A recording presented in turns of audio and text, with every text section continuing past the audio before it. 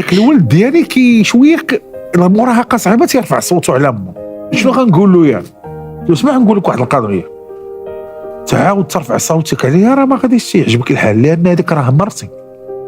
تقولي ماشي امك، مرتي هذيك، ما تصرليش على مرتي. خذها بهذا المفهوم، لان الا شي واحد صار لك على اختك لينا انا ندير، قلت له انا خوراك ما تعاودش تغوت لي على مرتي، الله يرحم لك الوالدين.